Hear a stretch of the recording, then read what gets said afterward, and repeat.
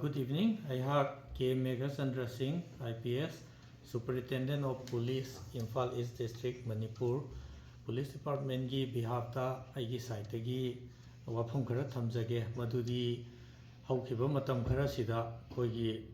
organization khara adagi individual khara na koigi moral policing ki maming da drug ki drive ki maming da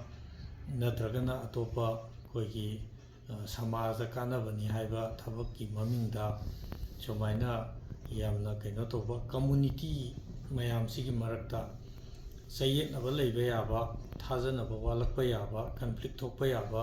activities मयाम अमा तौबा थेंगनरे मसिदा कोइना मीसे फारगा फुबा चैबा सिदगी सीगिबा खोटकिबा यावबा case खरसु थेंगनै police ना मतिक चाबा मतम चाना action लौखटली अदुगा लौसु लौखटकनी अदुना हौजी police department की side तगी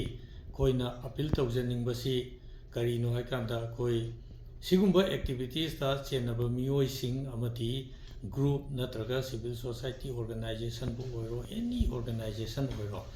moral policing दा नत्रगना community मरकता enmity कोई conflict थोपा याबा एक्टिविटीज ता चेनबा सोशल मीडिया दा मरुवैना हेट स्पीच अदगी मिगोंदा प्रोवोक तोबा याबा कम्युनिटी मयाम से प्रोवोक तोबा खनबा याबा सिगुंबा वांगांगबा मेसेज थाबा मयाम अमा तौरिबसे सिगि मथक्ता अकनबा एक्शन लौगनी अदुगा मसिदा ऑर्गेनाइजेशन खुदिंगमा जनरल पब्लिक अमदी इंडिविजुअल खुदिंगमकना कोऑपरेशन पीबीयू अदुगा सिगुंबा एक्टिविटीज खुदिंगमक्तगी मयाम पुमनमक खुदक्ता तोपीदुना कोई स्टेट तंदू लेताबा अमा पुंसी अमा लापा अमदी कम्युनिटी मयाम से पीसफुली कोई लेमिननबा होनबदा असोबो मतेंग पांगबियोदना अपील तौजरी thank you good evening this is K.Meghachandra IPS Superintendent of Police Imphal East Manipur. Various instances of activities of certain organizations and individuals that may lead to enmity and conflict between different communities, including detention and assault of individuals in the name of moral policing or drive against drugs,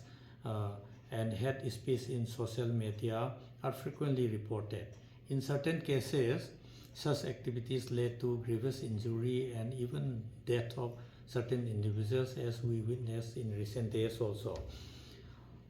Now it is informed to all the organizations, general public and individuals that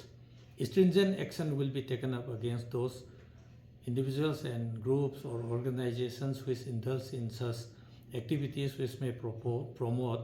enmity between different communities and conflict between different communities also. Appeal is made to refrain from indulging in such